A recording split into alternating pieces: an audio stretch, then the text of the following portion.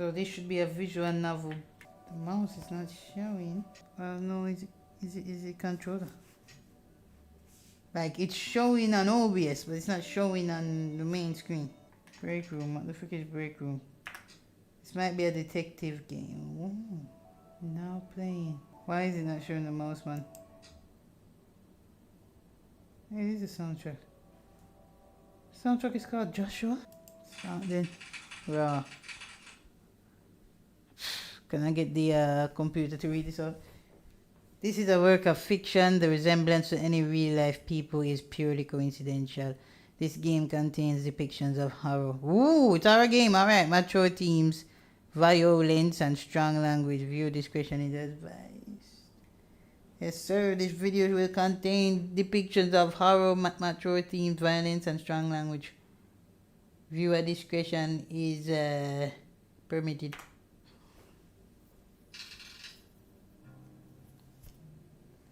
Caretaker, I'm sorry, but I can't stay here anymore, Nina.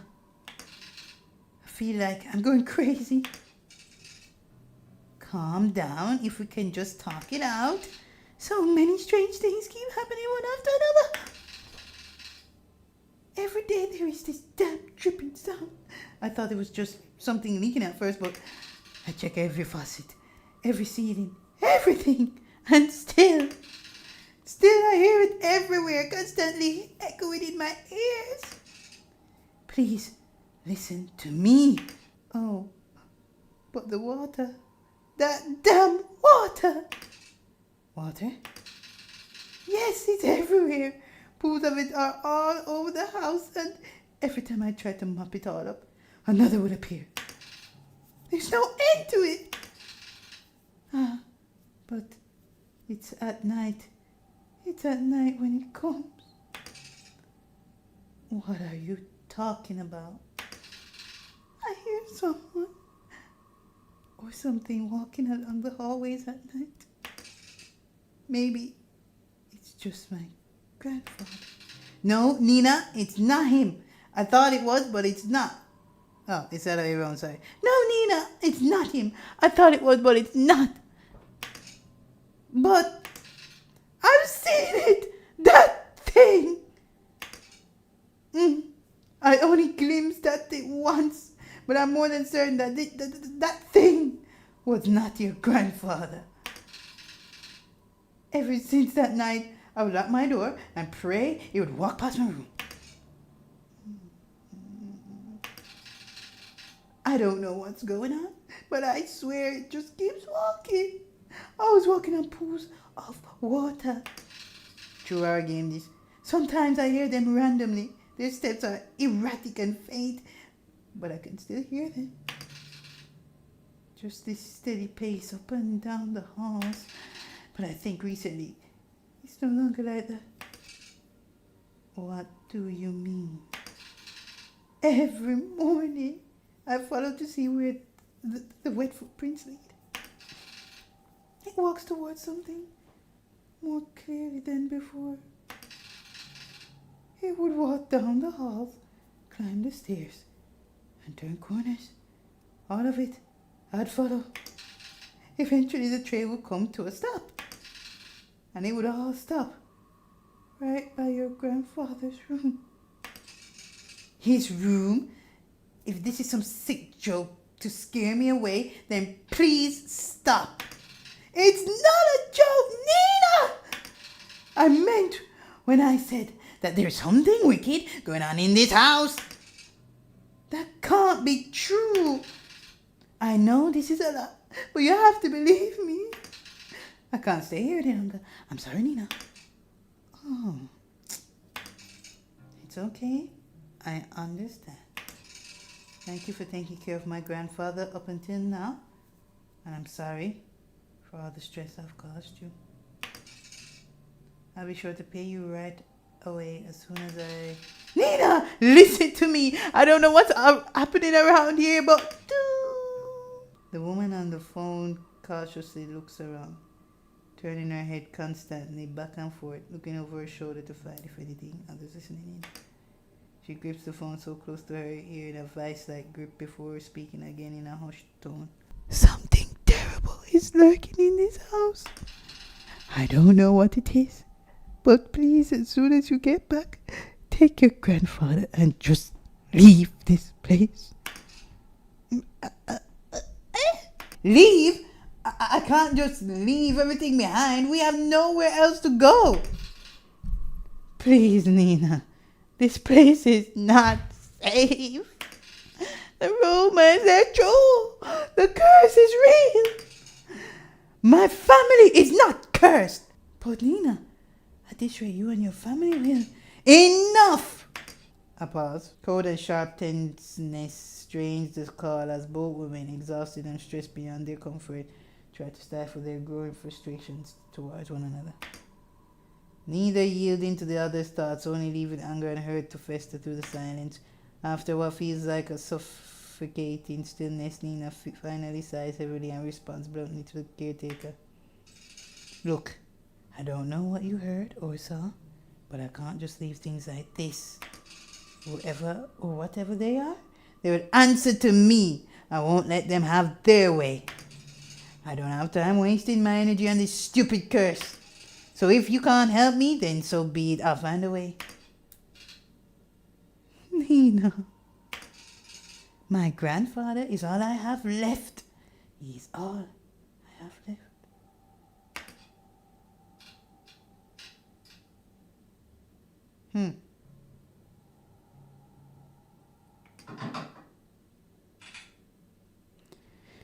Down at 7 a.m. We're in America. This is America. Amid a foggy morning, there sits a man in the corner of a booth. He drinks black coffee depending on his mood. Occasionally orders a donut. And today it was just black coffee. Bro, I have to read out everything. Oh my god. I swear, I've never seen that amount of paperwork in my life. African Mountain worth of it. You're a valuable member of our team, Hugo. My foot has got pretty ice. I'm starting to believe that I was bamboozled into joining their agency. Hugo Laurent, age 30, my gosh. Takes a good look at his cup of Joe and chugs it all in one sitting. Oh yes sir, let's save it indeed. When you have to look at an OBS, right, it is quick save. Okay, that's fine. When you have to look at OBS to find your mouse, eh? He then continues to grumble to himself about last night's grueling work at the office.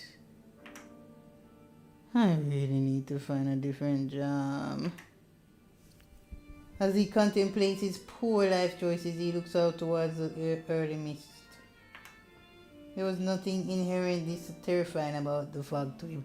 How it engulfs everything and nothing. Even if it disappears, it always leaves behind traces. No, it doesn't. Proof of it remaining. I like him, I do. Look at his face, it's great. Even in a quaint little town like this, I can't even run from my fate, I guess. Wow. Hugo finally stares at the compiled newspaper clippings he put together. Some of them from recent events, but mainly all were past headlines of missing person cases. Is there any actual gameplay in this? No matter how many times I see this, it's still just hard to look at. Fixating case after case, he can't help but remind himself that there is a reason for all of this. An all too personal reason. Seeing strange things come with a price. In the end, I'm the one doing this to myself. Sounds rough, man, if I join. Curia. The frick just happened? How to pronounce it? Curia. What?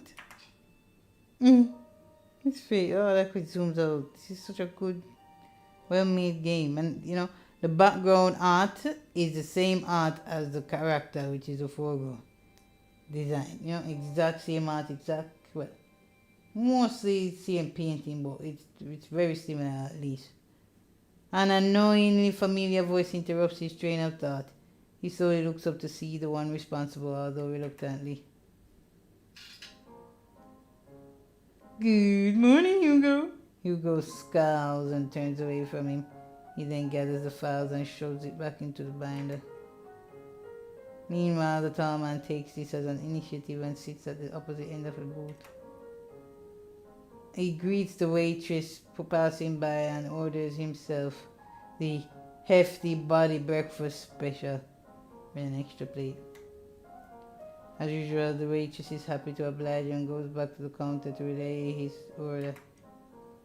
The man then looks at Hugo. He sees the empty cup and the now jumbled newspaper clippings, all the while Hugo is trying to ignore him. You really should eat something with that black coffee. Not ordering any donuts today? I'm fine, Noah. I'm just not in the mood, okay? To keep yourself alive. He's not in the mood to keep himself alive. Not even a little. There is a momentary silence between them before Noah disturbs it once more. Well, too bad for you. I ordered a big breakfast for the two of us. Two? Now that's some sexy sexiness right there. Goodness and mercy. I could do with some of that on the biggest plate, my gosh. As if the world could grace Noah with an even more perfect punchline, the food orders. Mad. Why? Even the food is the same art style. I do like it. It's a good art style. Really good. I wish I could only dream to make this type of art. Why the hell did you order for the two of us? Just eat what you want to eat. Don't worry about me. Wow. Mukhang masarap, right, Hugo? Mukhang masarap. Mukhang masarap. Where the frick are you from, bro? Filipino? Are you even listening to me? Come on, we both know that if you don't eat now, who knows when you will, and I'm not about to let you faint again. Faint again, you know. So, open wide. Noah De Leon, age 27, bro. A natural born charmer, is also the only person in the world who lovingly threatens him to eat every day.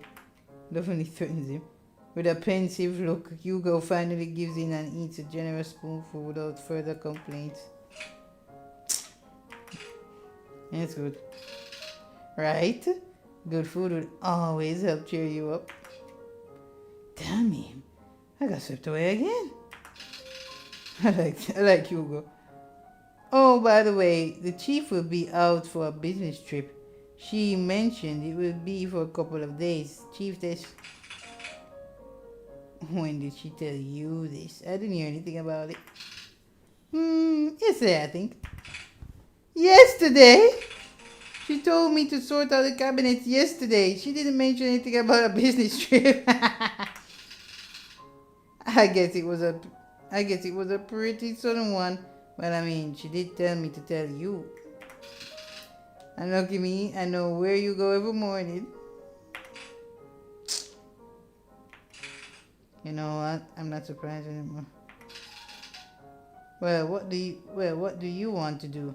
We technically have the day off. I'm gonna head back to the office. There's a couple of boxes I didn't get a chance to sort out. In that case, I'll come with you.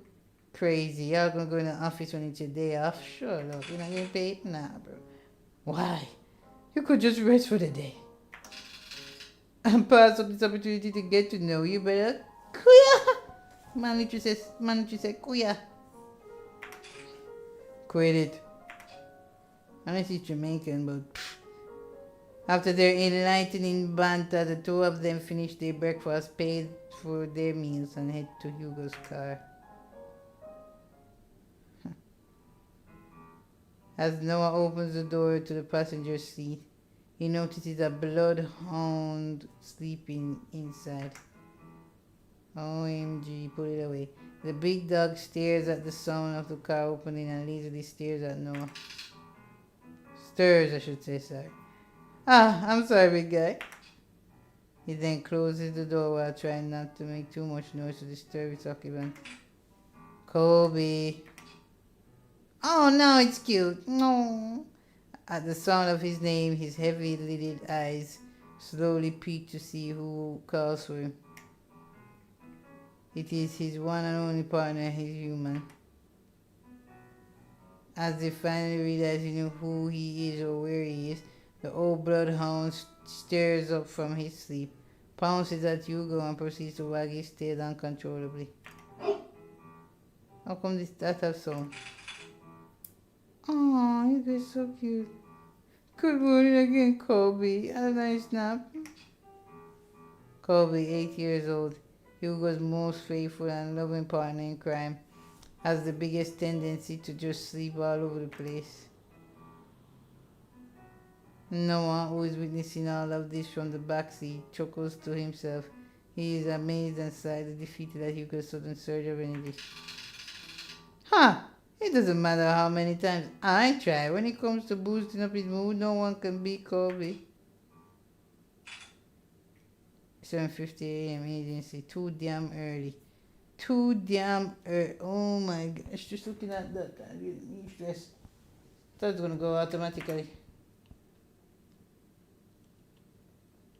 The three head back to the office. The space is just the same as Hugo left it.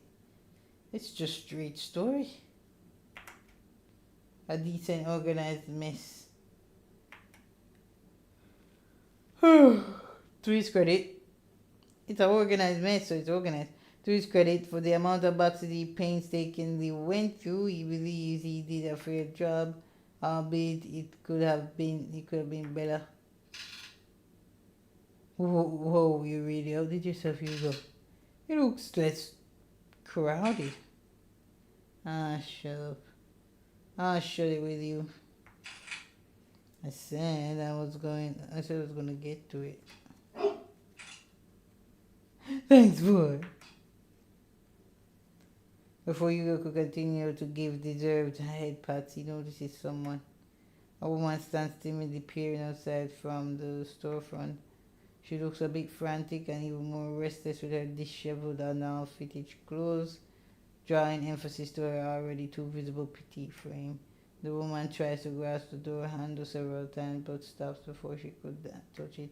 Her brows furrowed, agitated and distressed about something, so much to the point it is preventing her from just simply reaching out for help.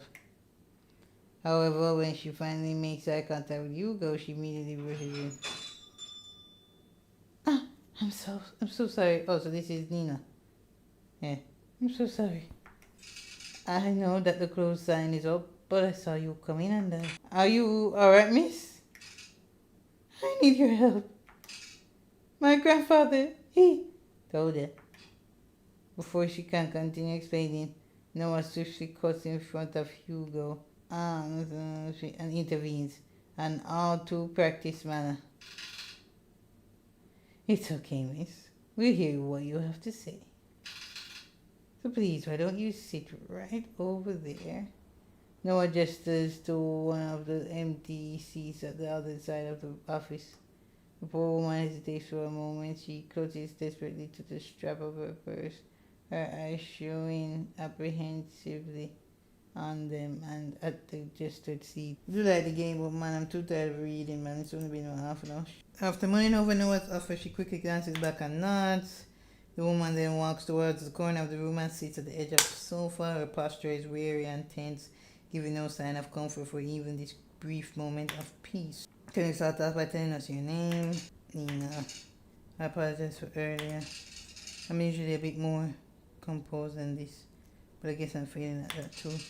My name is Nina Mortimer.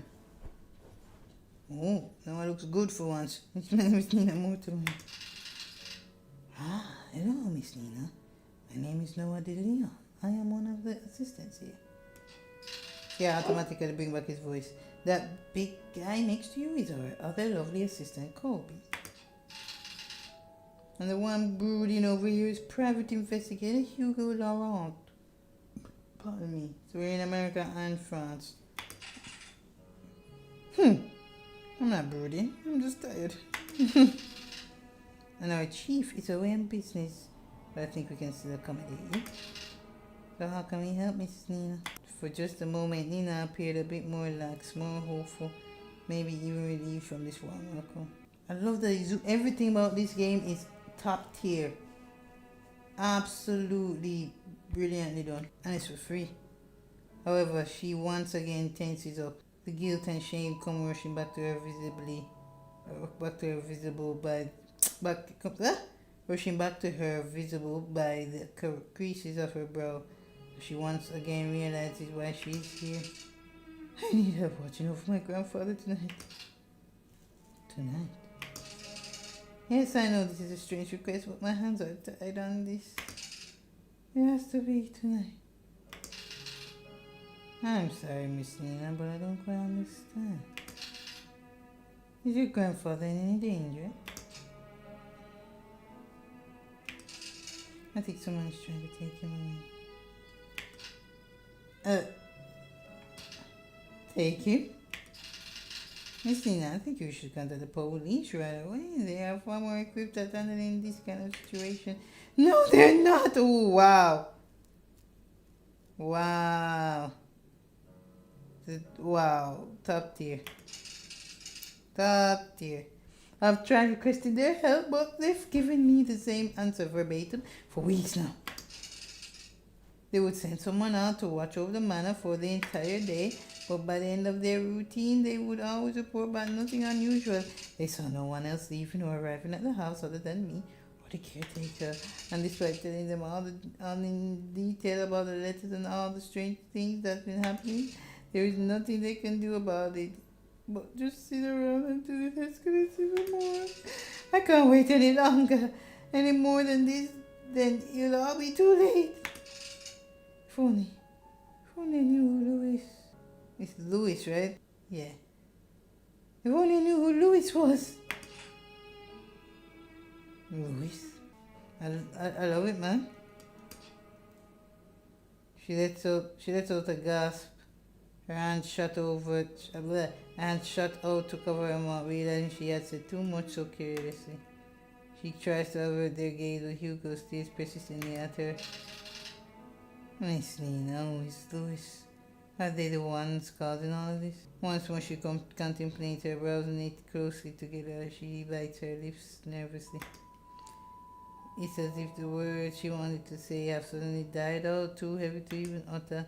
A mistake she can't take back before the silence stretches further. Noah speaks to Nina. Oh God, no. That was an accident. Noah speaks to Nina. Miss Nina, I know it's scary.